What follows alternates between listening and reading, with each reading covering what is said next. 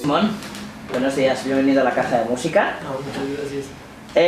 Bueno, después de disfrutaros en Callao, de disfrutarte en Callao, pasándolo genial con esa presentación de vuestro nuevo proyecto musical, yo ya tenía en mente, decía, wow, qué diferencia, ¿no? Ver la alegría, el buen rollo, la energía que transmite vuestra música, tu música en este caso como representante de Morat, pero de repente te metes en una historia que está llena de sombras, de agua que sabe amarga, de personajes extraños pero muy normales.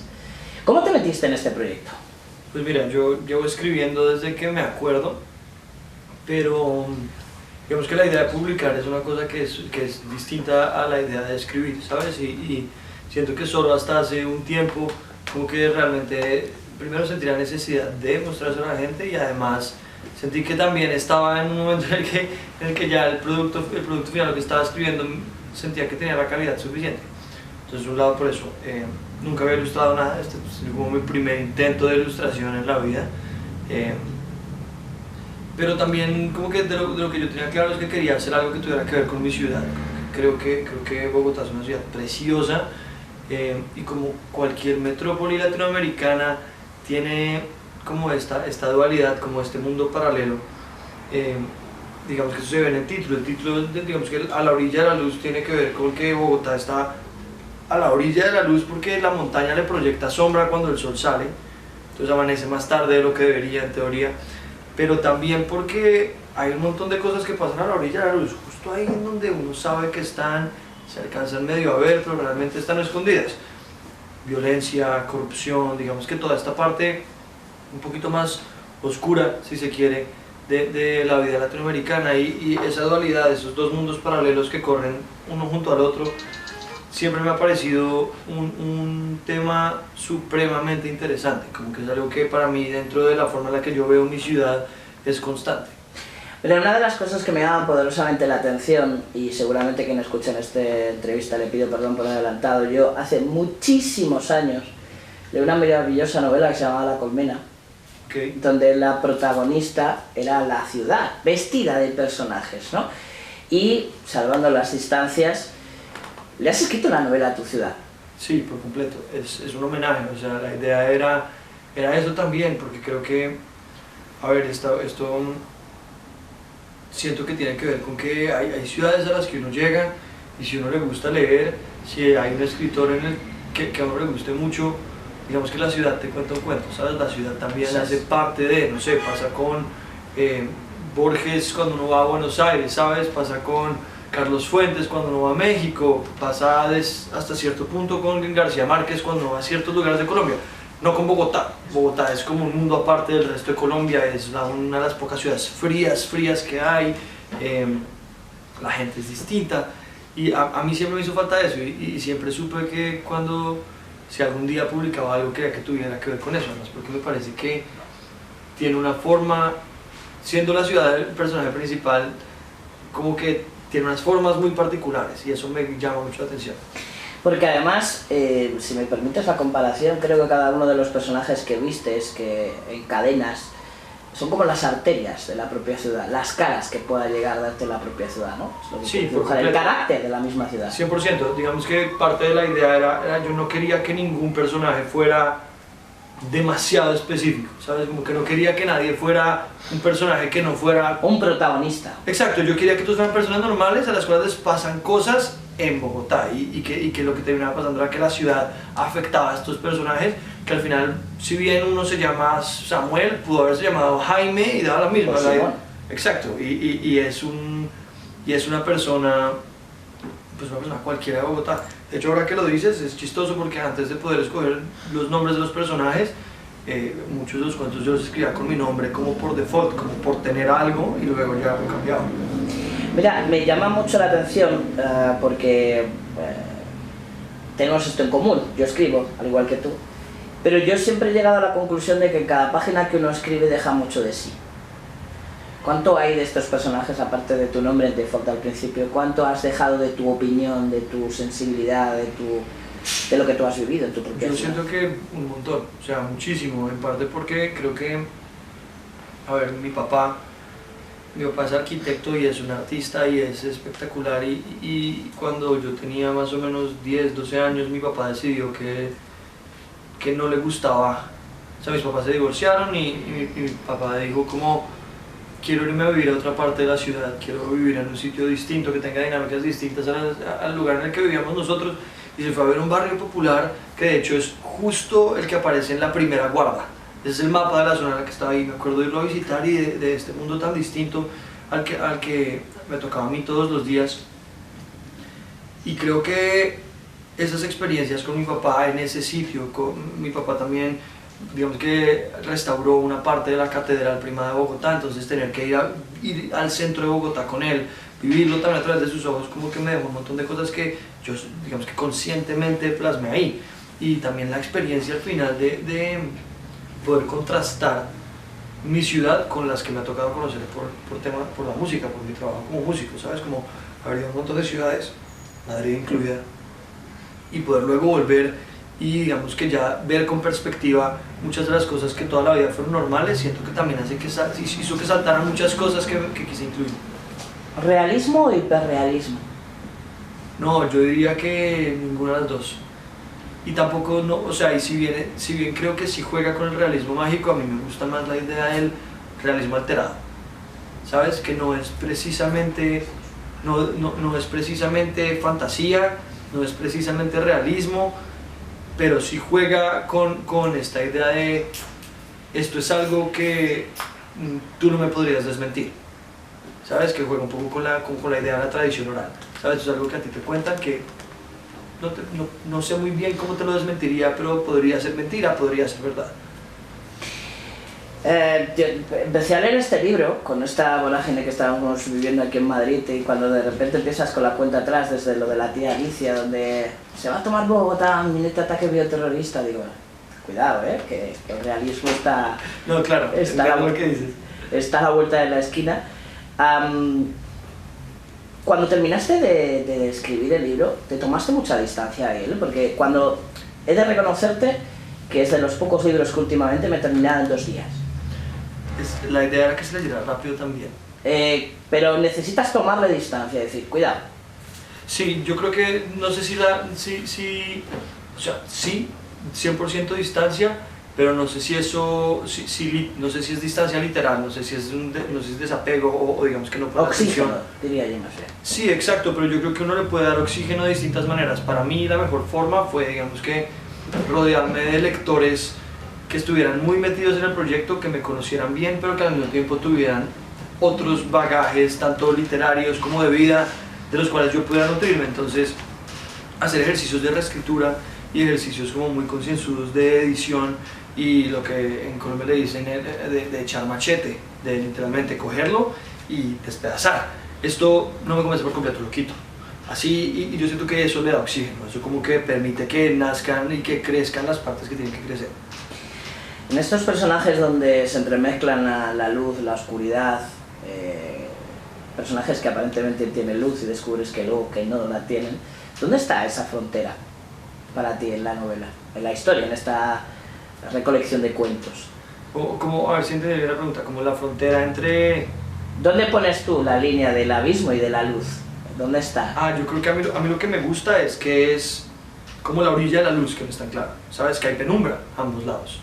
Y creo que eso es de las cosas que a mí más me llaman la atención, que es un poco lo que te decía ahorita de aquellas cosas que están a la orilla de la luz, están escondidas pero no del todo. Es como que tú las vislumbras, las ves un poquito, como que entiendes las formas si bien no necesariamente entiendes qué es.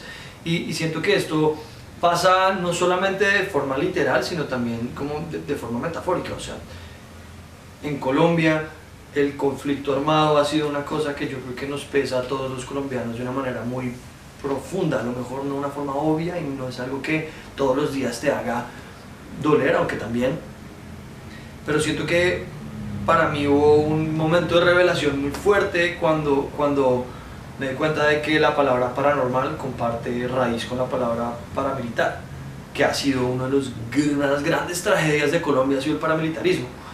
Y esta idea de los mundos paralelos, de estas cosas que sabes que están ahí, no las puedes ver porque están escondidas entre las montañas, entre el monte, pero que sabes que pueden jugar con tu vida de formas que tú no puedes hacer nada al respecto, ¿sabes? Como que si te llega, te llegó y punto.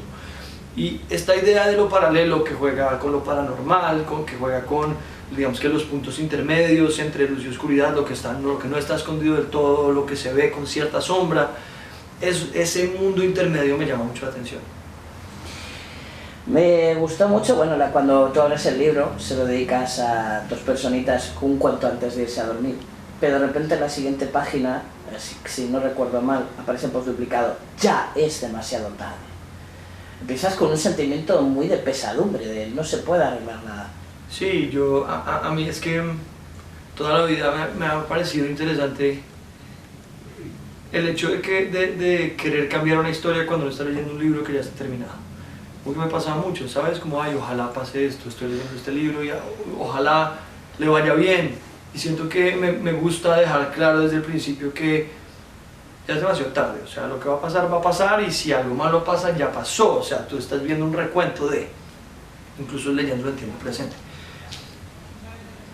Y creo que te genera una atmósfera particular, como que te genera un tono. Y siento que además rescata la idea del epígrafe, que creo que tiene un error de formateo de siempre, y es que no está, o sea, si bien es una herramienta que te da una clave de lectura del texto, no por lo general le pasa de largo, uno como lo lee, sí, y sigue, pero no te deja una impresión intensa, que siento que la idea también con esto de la repetición sobre página negra va creciendo, ¿sabes? Como que te dice, esto es importante, siento que te pone en otro mood a la hora de leer.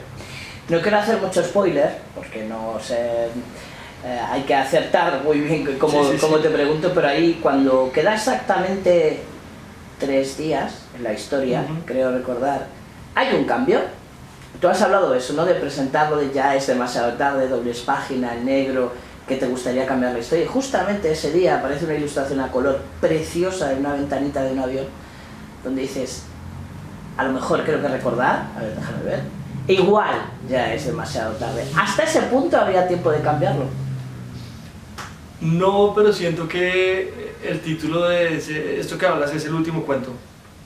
Y el título como de igual ya es demasiado tarde también es un poco la idea de la resignación, ¿sabes? Como que ay, igual ya es demasiado tarde, ya, ¿no? Que nos queda un poco, y para mí el que nos queda es también la risa, ¿sabes? Como el humor, que yo siento que eso es una cosa, como que la mala suerte digamos que junto con Bogotá, la mala suerte es muy protagónica dentro del libro, y la mala suerte se burla, ¿sabes? Como que a mí por lo menos me da risa, es un humor muy negro en muchos casos, pero también creo que desde que ya en el momento en el que haces las paces con que es posible que la mala suerte te agarre y que no hay nada que puedas hacer y que por más de que te prepares o que no creas en ella, igual te va a agarrar, pues tomárselo con risa siento yo que es la opción en la que mejor la pasas y que más fácil te permite llevarlo.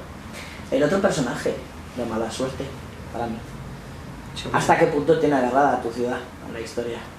Ay, mira, yo siento que la historia de Bogotá, y me atrevo a decir que de Latinoamérica hasta cierto punto, es una gran tragicomedia, es como cosas que uno no puede creer que pasen y que como que dan risa de lo absurdo, como esta risa nerviosa de que uno sabe que hay algo que está muy mal, pero al mismo tiempo... ¿Y qué más me puede pasar, no? Sí, exacto, ¿y qué me va a pasar? Y ¿sabes qué es lo peor? Que sí te pasan más cosas, que es lo que a mí me parece que es esta idea que a mí me parece apasionante de la realidad absurda, las historias que son reales pero que suenan a que no hay forma de que alguien se pueda inventar eso, que no suenan verosímiles. Y yo creo que de muchas maneras Bogotá y Colombia está atrapada en un loop, un bucle, no sé si de mala suerte tanto como de ciertos problemas que son muy difíciles de solucionar, que creo que además es como el gran dilema latinoamericano, cómo solucionamos un montón de cosas que están pasando en paralelo, que pareciera que si uno no soluciona uno no se va al otro.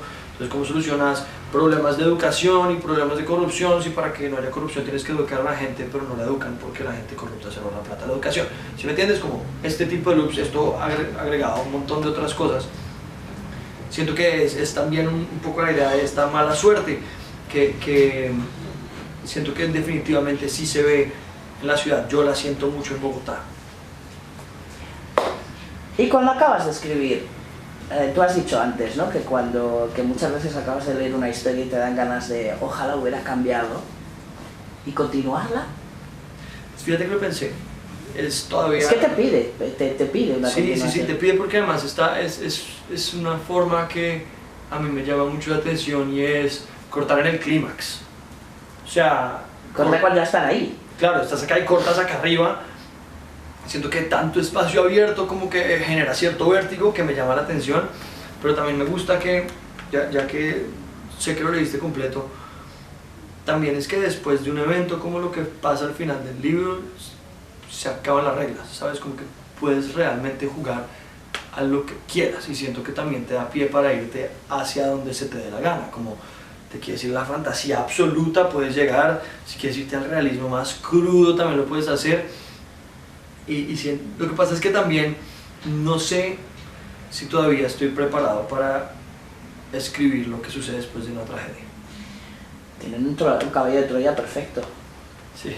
Eso es difícil, ¿eh? Es duro y hacerlo bien es duro y siento que en Colombia además, por esto mismo que te digo de que el conflicto armado como que tiene muchas cosas a flor de piel, siento que hay que ser inteligente a la hora de hacer chistes, porque a mí me gusta hacer chistes y a mí me gusta el humor negro, pero siento que hay que saber cuándo es un humor que te obliga a reflexionar y cuándo es un humor que se recrea en el sufrimiento de los otros, que siento que son dos formas de verlo. Mira, cuando volví a leer varias partes de la historia, ¿está todo lo que fue o no está todo lo que escribiste?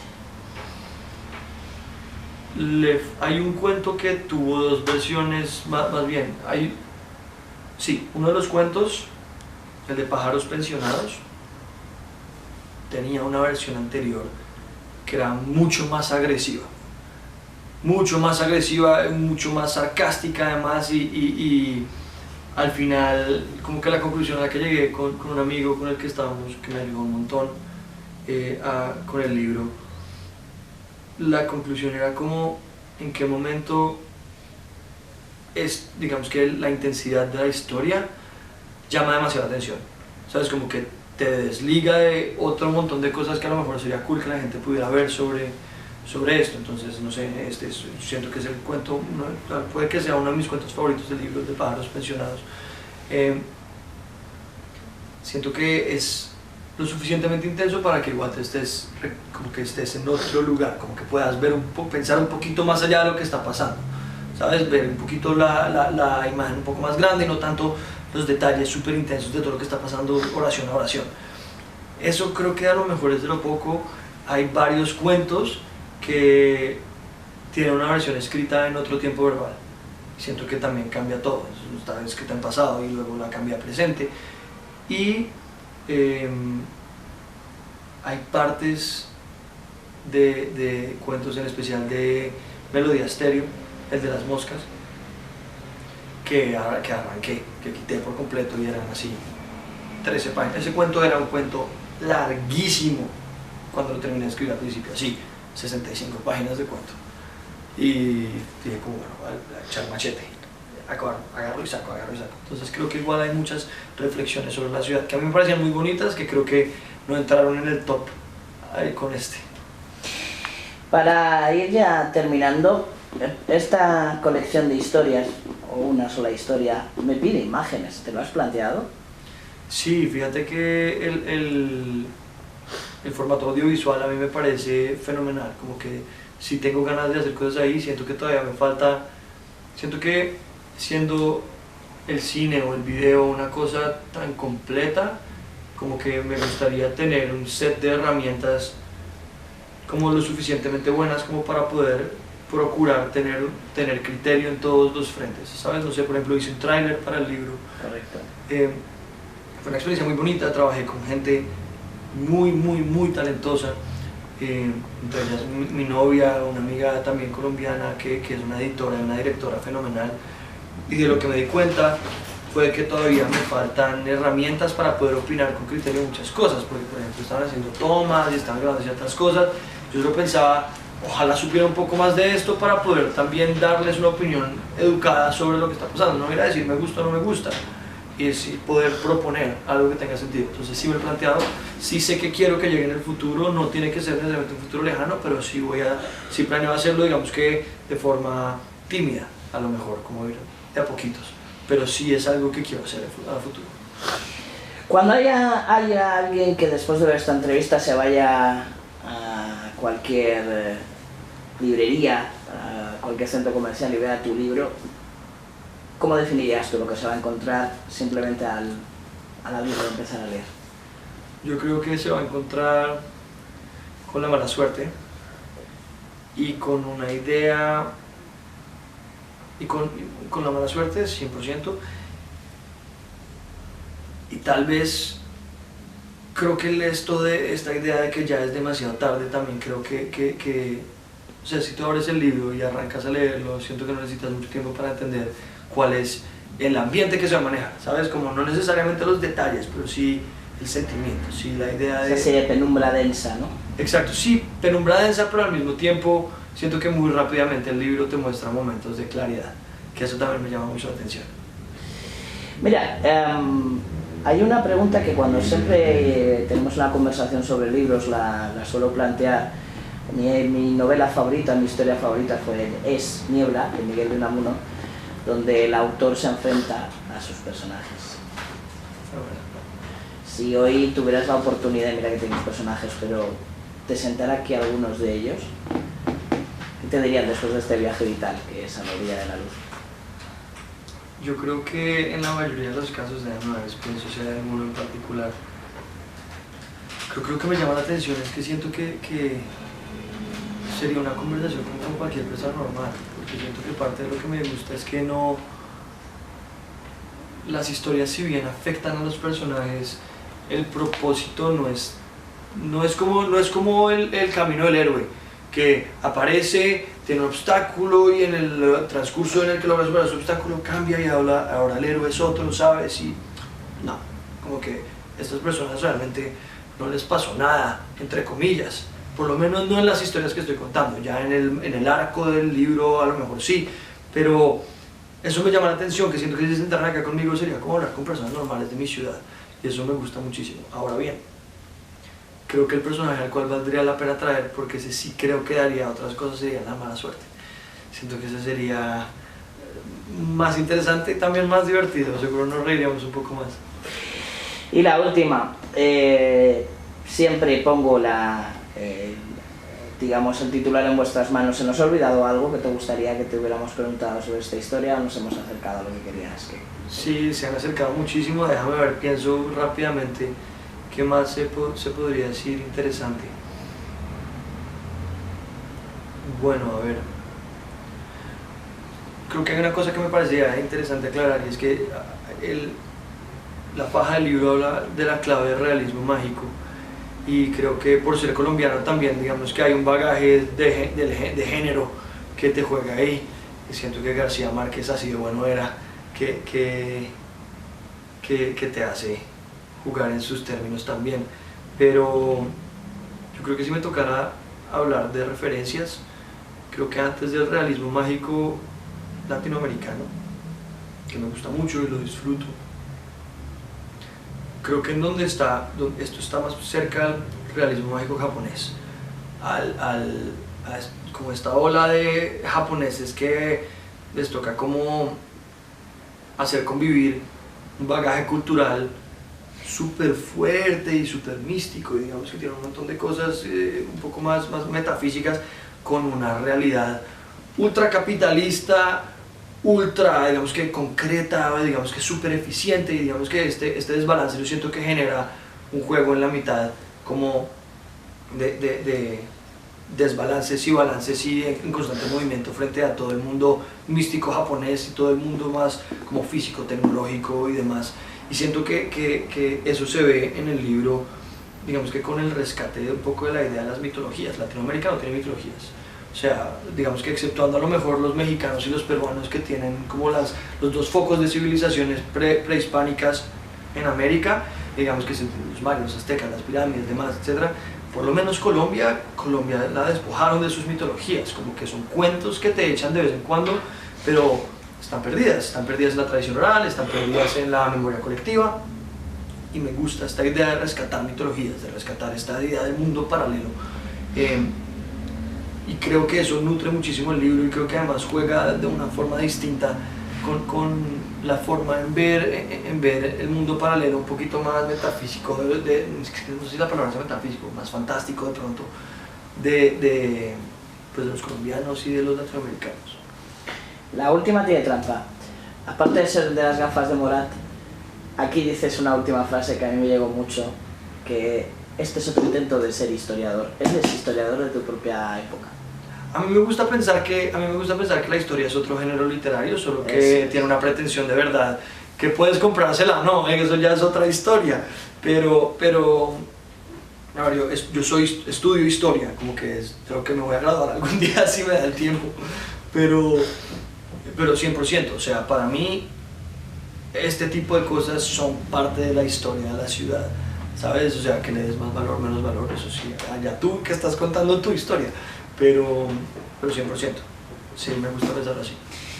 Pues a la orilla de la luz o de la tiniebla, amigo Simón, que nos quede siempre las notas en silencio de una gran guitarra como la tuya. Gracias, gracias. Y nos vemos quizás en la segunda parte. Eso, por favor.